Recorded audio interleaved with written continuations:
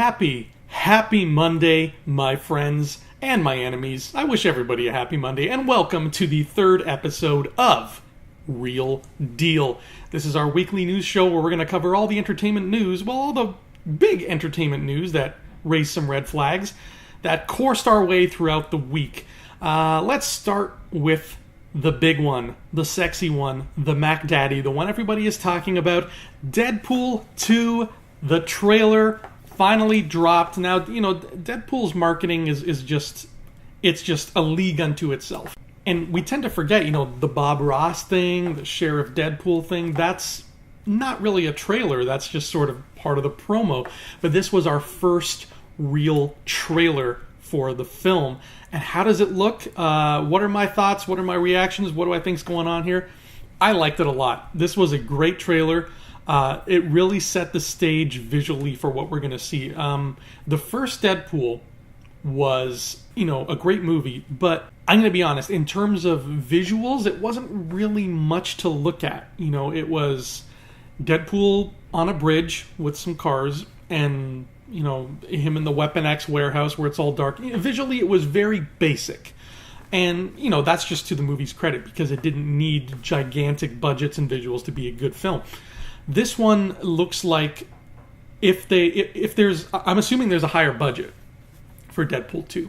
And it looks like that went towards just more elaborate eye candy kind of sets. It looked like Deadpool was in some kind of boardroom, like some Japanese style boardroom, and he's fighting people. And then there was another set where he was in some kind of sumo wrestling dojo up in a skyscraper. Like very cool looking areas. Second thing I want to bring up about this trailer was, I don't know if y'all remember, but in my 2018 preview video, I said that I always thought they were going to call this movie Deadpool 2 The Second Coming, because that's just Deadpool's sense of humor. And it doesn't look like they're calling it that, but what happened? They said in the trailer, prepare for the second coming.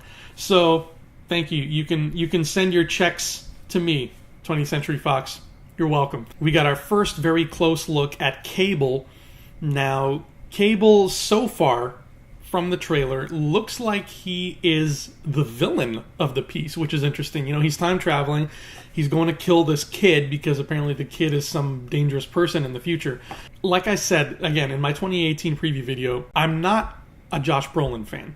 I got nothing against the guy. I think he's very talented. He's a great actor, but he's just very one note in everything he's in. It's all just the same old Josh Brolin. I'm a really deep-voiced guy. And that looks like it's happening again here. I mean, what we got of Cable was it was par for that course. I'm a time traveler. I'm gonna kill this kid. Josh Brolin. And I was hoping that since this is a Deadpool movie, he could kind of break out of that shell a little bit, but hopefully, maybe they're saving that, and we're not supposed to see super Josh Brolin in the trailer. Maybe we got to earn that by going to see the movie. I hope so. I think we're in for kind of a twist here because we've got this classic sort of time travel story where it looks like Cable wants to kill this little kid who is some kind of threat, and Deadpool and his team want to stop Cable from doing this. I predict that there's going to be some kind of mid-movie twist going on here where that kid is either going to die or he's going to become the actual villain of the movie. Whatever, I don't know, it looked like the kid had like fire powers or something, but I predict he's either going to die sooner than we think or he's going to be the actual villain. Like he's an evil kid. That's where I'm thinking this is going to go. The best part of the trailer, though, by far, was Deadpool christening his team the X-Force and Domino saying, "Isn't that a little derivative?" That was perfect. That was excellent. I've got this sort of personal running joke. There's a line in one of my favorite TV shows of all time, Futurama. One of the characters says that in the future, in the year 3000-ish, there are 27 X-Men movies. And I always found that funny And I like to think that at some point we'll get there. We'll get to 27 X-Men movies. Right now, there are only 10. Once we have, Deadpool 2 and then New Mutants and then whatever this X-Force spin-off is going to be, then we'll have 13. But God, I really want to get to 27 just so I can look at the Futurama thing and be like, hey, they were right. But 27's a big number. Look at the MCU. They don't even have 20 yet. And look how many films they've been chugging out. So we'll get there. We'll get there. A new person has been added to the cast list for Netflix's A Series of Unfortunate Events. Allison Williams. You might know her from Get Out. She's also on the HBO series Girls. She has been cast in an unspecified role in the adaptation of the Lemony Snicket books. Now, this I find really interesting. I'm a fan of this show. I was actually a big fan of the Jim Carrey movie back in the day. I really liked it. And when the Netflix show came out last year, I gave it a whirl, and it was actually a lot better than I thought it was going to be. It is very kid-friendly, very sort of silly and absurdist, but I kind of dig it. Now, Season 2 is coming out at the end of this week, March 30th, and I'm going to try to get a thumb-together review of the season once I've finished watching it.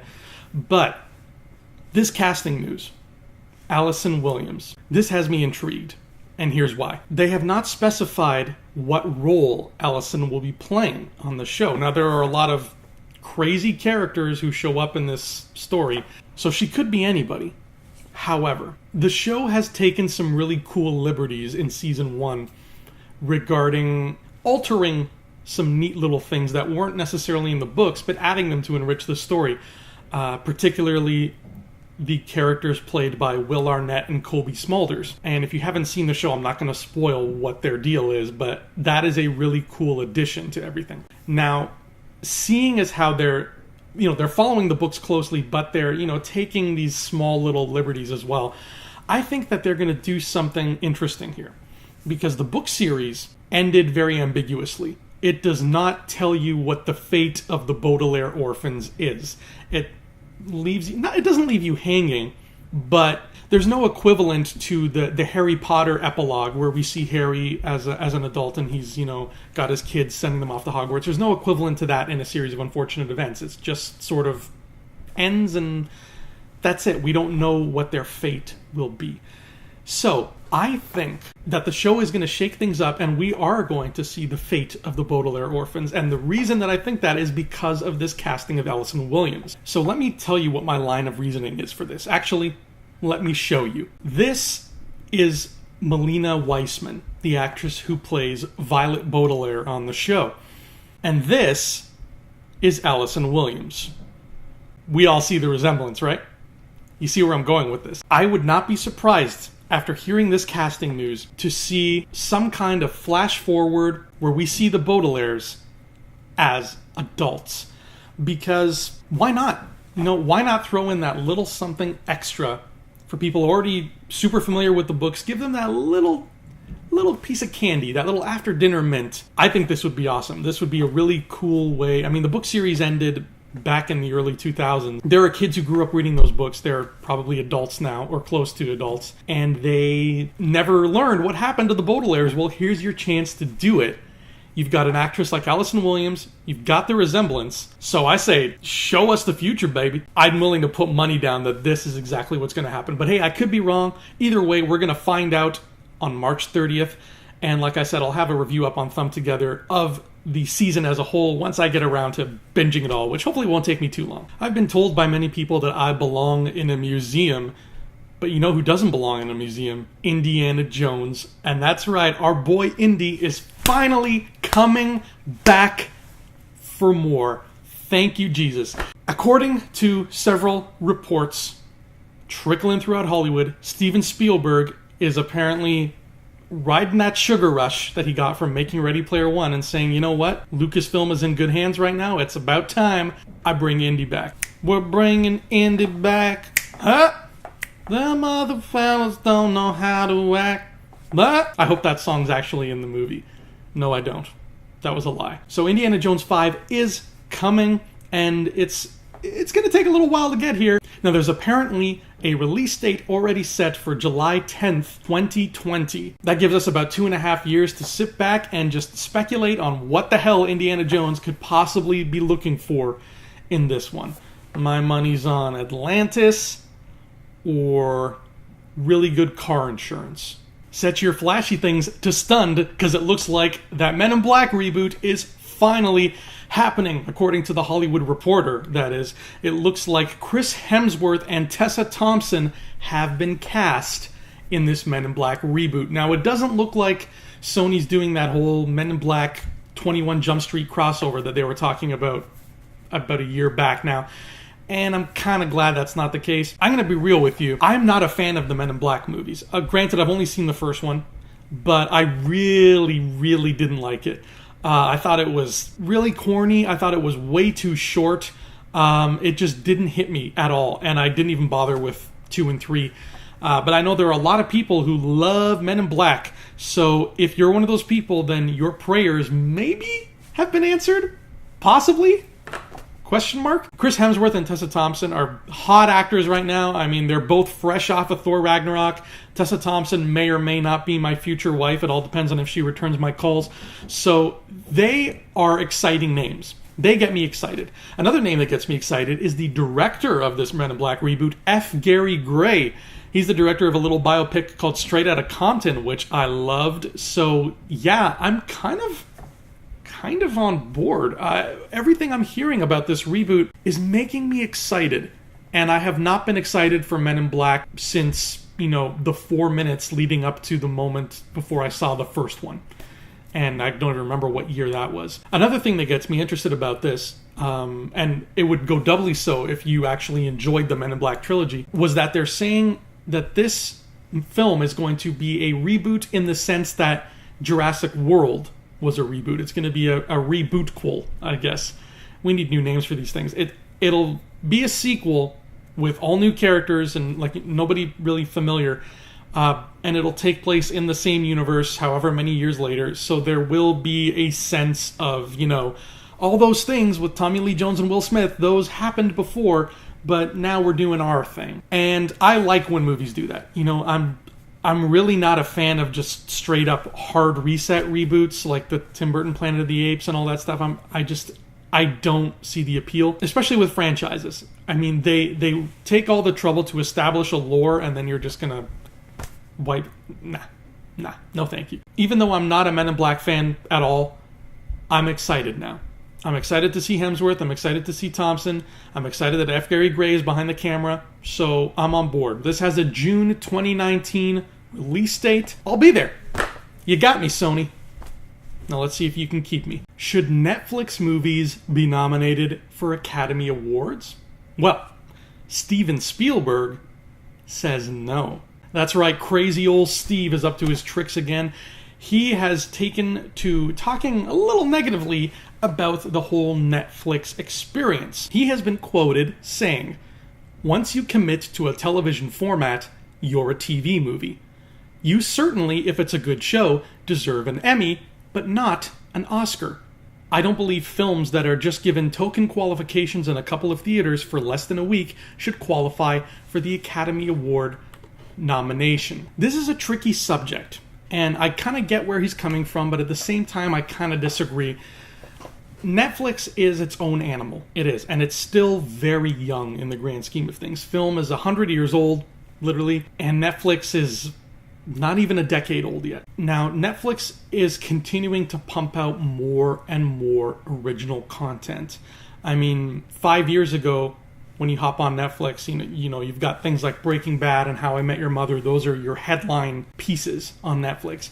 And now everything that comes out there is a Netflix original. So there is a creative force now behind Netflix. It's not just a streaming service anymore. This would be like if Blockbuster Video had its own movie studio. RIP. So does Netflix deserve Academy Award nominations? I gotta say, I disagree with Mr. Spielberg. I think, yes, they deserve Academy Award nominations for their movies. For example, Bright.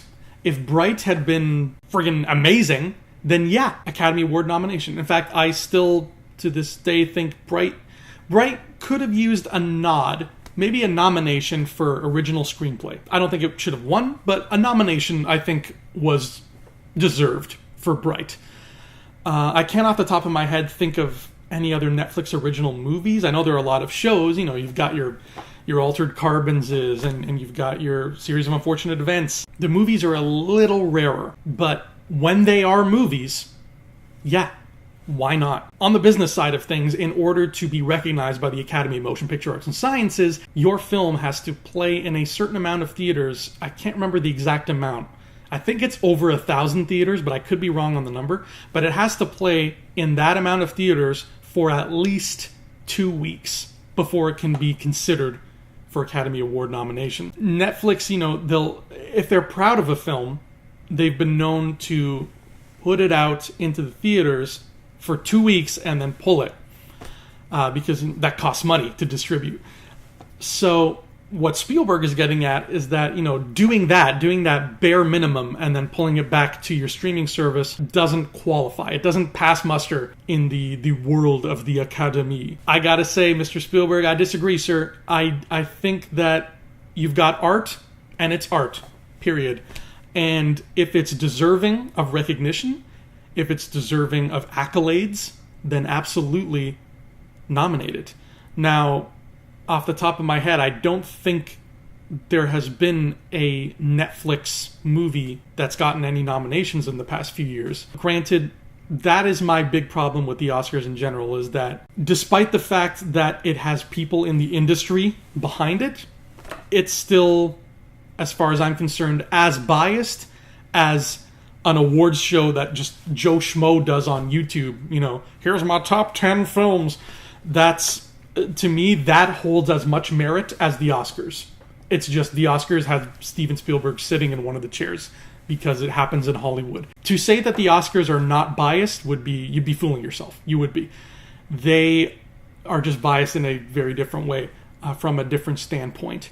And as we can clearly see from the Spielberg comment, is that people in Hollywood have this bias against Netflix shows because that is still a different animal. I'm sure he'll change his tune very fast if Disney buys Netflix tomorrow. You can bet your ass that, oh yeah, sure, we can give Netflix all the Oscars they want. Let art be art, you know, just because Michelangelo didn't paint something in a proper studio doesn't mean it's not still a painting. But it is a subjective medium, and the manner through which it is distributed should not be a factor.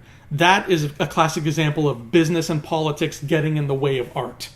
And art should exist to break free of business and politics, because business and politics are bullshit. Give Netflix movies all the Oscars you want if they're deserving of it. Give them all the awards you want if they're deserving of it. Like I said, I had Bright nominated in my Fanny Awards for original concept. It didn't win, but it counts. And you know what? This year, the Cloverfield Paradox is going to count. When I'm tallying everything, whether it's good, bad, whatever, I'm going to consider the Cloverfield Paradox alongside something like Ready Player One. Sorry, Spielberg, but your movie and a Netflix movie are on the same playing field as far as I'm concerned. What do you guys think about this, though? Do you agree with Spielberg? Do you believe that these are two worlds that should be kept separate from one another? Chime in the comments and let me know. But that has been this week's edition of Real Deal. All the sexy entertainment news that's not fit enough to print, but fit enough for me to spew out of my mouth. I will see you here next week, same place, same time. Until then, adios.